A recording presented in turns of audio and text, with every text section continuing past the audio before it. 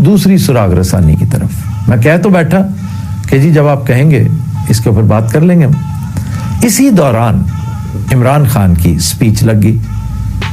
अब इमरान की स्पीच मैं भी सुन रहा था। थोड़ी देर बाद बाजवा साहब का फोन आया, नहायत सीख बात है, आग बगोला। तो कहने लगे कि आप दोस्ती की, आप अहिंसा की और अकोमोडेशन की बात करते हैं, नरमी की बात करते हैं। तो खान को देखा वो क्या कर रहा है, कैसे चिल्ला रहा है मेरे खिलाफ, ये कह रहा है वो कह रहा है। मैं कहा जनाब उसके साथ जो हुई है, अगर वो ये भी नहीं करेगा तो और क्या करेगा। एक चीज होती है ऑनर जो बहुत कीमती है, वो एट स्टेक लग गया बेचारे का।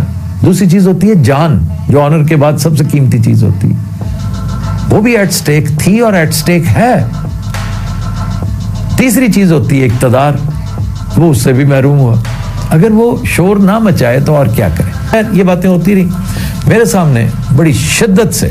जनरल साहब को मैंने कोई बहुत ज्यादा तो नहीं जानता, लेकिन इस कदर शदीद गुस्से में मैं देख के थोड़ा सा इसलिए परेशान और दुखी हुआ कि जनरल साहब की ये उम्र इस फेज से गुजरने की है नहीं, क्योंकि इस तरह के हालात इसकी मुआवनत करते हैं। ऐसी सिचुएशन इंतहाई फेवरेबल हो जाती है उन आर्ज़ों के लिए। तो मैं दुआ करता हूं कि अल्लाह ताला उन्हें इस तरह की बिटरनेस, इस तरह का रिएक्शन उसमें इंडल्ज करने से महफूज रखे।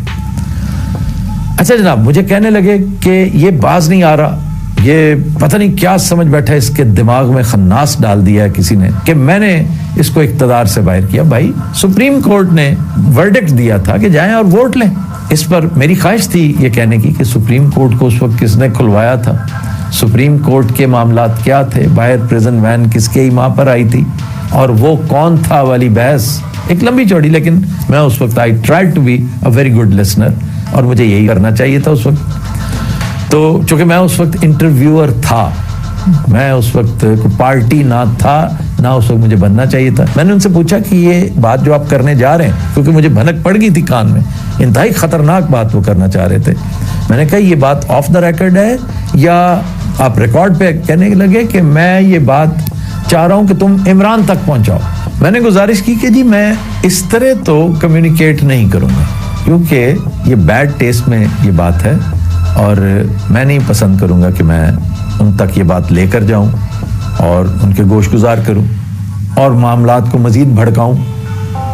लेकिन मैं किसी न किसी तरह उनके कान में ये बात डालने की कोशिश करूंगा। उससे पहले मैं अपने व्लॉग में इसका तज़किरा करूंगा, चाहे मैं इसका इजमाली जायजा लूं, लेकिन मैं तज़किरा जरूर करूंगा और मैं आपसे इसकी इजाजत ले रहा हूं कि मैं इसे एज इट इज लगा दूंगा उसमें। लेकिन ऑफ कोर्स ब्रीफली, और ना ही मेरे पास इतना टाइम है कि मैं मजीद डिटेल्स में जाता। जो इनकशाफ उन्होंने किया ख्वातीन हज़रात, वो बड़ा अहम था, बड़ा लर्जा खेज था। और लर्जा खेज इमरान के लिए नहीं, खुद जनरल बाजवा के लिए। कहते हैं कि मेरे पास ऐसी ऐसी टेप्स हैं कि जब ये मेरे पास आया करता था और मुझे कहता था कि आपने नवाज शरीफ को क्या शानदार शिकंजे में आपने फांसा है और अब आप इसको ये कर दें, अब आप इसको वो कर दें, तो मैं तो ये चीजें रिकॉर्ड करता था। अब मैंने कहा भी जनरल साहब ये बात आपने गौर किया है कि ये आपके कितने खिलाफ जाएगी? कहते मैं नहीं अब घबराता, मैं नहीं डरता। जिसका मतलब ये था कि वो बिल्कुल ही बहुत गुस्से की आखिरी स्टेज पे पहुंचे हुए थे, जिस पर मैंने बाकायदा अपने आज व्लॉग में उनके लिए दुआ की है कि ऐसी चीजें आपको बहुत परेशान कर सकती हैं। अल्टीमेटली अगर आप फिट हैं तो फिट रहें, इस एज में तो आपको रिस्क नहीं लेना चाहिए इस तरह के मामलात का। तो कहने लगे कि मेरे पास ऐसी ऐसी उसकी चीजें जो मैंने रिकॉर्ड की हुई हैं, खुद रिकॉर्ड। अच्छा, मुझे उससे लगा कि जनरल साहब छोटे से जेम्स बॉन्ड भी हैं कि मैं खुद रिकॉर्ड किया करता था, या उन्होंने स्पेसिफिकली एक्सक्लूसिवली जोर देते हुए कहा कि मैं खुद करता था, फैज को भी नहीं पता, फैज को भी नहीं। जैसे एकदम जैसे कहते हैं ना, फैज को सिक्योर करते हुए मैंने महसूस किया, या मेरे अंदर के सो कॉल्ड घाघ सहाफी ने ये महसूस कर लिया कि ये फैज साहब को बचाने के चक्कर में है या ओनस सारा अपने ऊपर लेने के उसमें। जाहिर है कि ये रिकॉर्ड हुई होगी गुफ्तगू, रिकॉर्डिंग्स बेशुमार होती हैं। तो कहने लगे कि फैज को भी नहीं पता, मैं खुद करता रहा हूं, मैंने खुद किया, खुद करवाया रिकॉर्ड, और मेरे पास बहुत सारी चीजें जो मैं फिर बताऊंगा, फिर मैं रिवील करूंगा कि ये कितने पानी में है। ये मैंने कहा जनरल साहब, बड़े अफसोस से मैंने मिसाल दी कि जो ऑडियो उसकी लीक हुई है कुछ अर्सा पहले, मुझे बहुत दुख हुआ, बड़ी शर्म आई वो बातें सुनकर। वो सच्ची हैं, झूठी हैं, जो भी हैं, लेकिन बैड टेस्ट है मेरा। उसने उसका बाल भी बांका नहीं किया। वो जो है सो है, सबके सामने है। पहले वो क्या होता था, अब क्या है, पूरी दुनिया जानती है। वो अगर उससे नहीं घबराया तो इससे क्या डरेगा। और दूसरा, मैंने फिर रिपीट करते हुए ने कहा कि इससे नुकसान उसका तो नहीं होगा, आपका बहुत होगा। आपका ही नहीं, आपके तमाम साथियों का होगा। कि अगर ये बात सही मान ली जाए तो इसका मतलब है उस बेचारे मासूम नवाज शरीफ को शिकंजे में आपने फंसाया था। आप एक तरह ये बता रहे हैं कि उसका कसूर ही कोई नहीं था। आखिर वो शोर मचा रहे हैं ना कि चंद जजेस ने और चंद जनरल्स ने मिलके नवाज शरीफ के साथ ये सारा सिलसिला किया और इमरान उसका बेनिफिशियरी है, तो इसका नेट रिजल्ट तो ये होगा। और आपकी ये बात किसी ने इसलिए नहीं माननी, नून लीग को एक नैरेटिव शायद मिल जाए, लेकिन उसमें भी जान इसलिए नहीं है कि ये ओपन एंड शट केसेस हैं। नवाज शरीफ पर, उनकी फैमिली पर, उनके भाई पर, उनकी फैमिली पर जितने केसेस बनाए गए हैं वो साफ नजर आता है भाईजान, ये मामला तो लेजिस्लेशन करवा के आप ऑफ द हुक हुए हैं, इसलिए लोगों को इन चीजों का पता है। तो आप एक दफा फिर गौर कीजिएगा कि ये चीजें जिन्हें आप कह रहे हैं, फिर स्टेट सीक्रेट्स का उन्होंने कुछ तस्करा किया, उस पर भी वो कुछ कहना चाह रहे थे, मैं ज्यादा डिटेल्स में नहीं जाता। तो ये ऐसी एक फजूल सी बहस शुरू हो गई है जिसका खामखा मुझे इसके बीच में अपने आप को रगेदना पड़ा।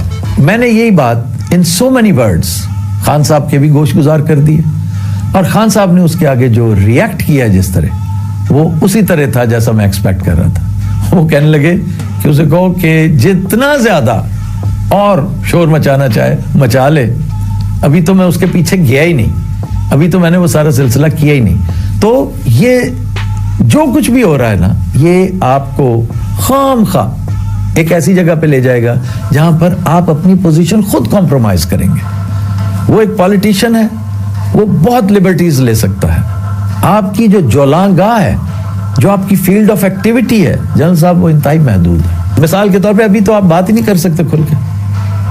तो ये चीजें ऐसी हैं कि इनको ज़हन में रखते हुए आपको आग बगूला नहीं होना चाहिए, हिकमत से काम लेनी चाहिए, क्योंकि आप आर्च राइवल हैं इमरान खान का इस पूरी सिचुएशन में। इमरान आप पर को बहुत ज्यादा तवज्जो नहीं देता। उसकी actual political tug of war जो है ना, वो पीडीएम के साथ है, और वो अपनी सारी तवज्जो उन्हीं पर मरकूज रखना चाह रहा है। हाउएवर आपकी उस बात ने, जिस तरह आपने ये लूज बात इधर मेरे साथ कर ली, यकीनन जावेद चौधरी के साथ भी कुछ ना कुछ तो किया होगा, क्योंकि you are not trained for a presser, a press talk. You might have squealed something, maybe some slip of tongue, maybe anything, जिसको जावेद चौधरी एक मशाक खिलाड़ी है, उसने अपनी तहरीर की जीनत बना दिया।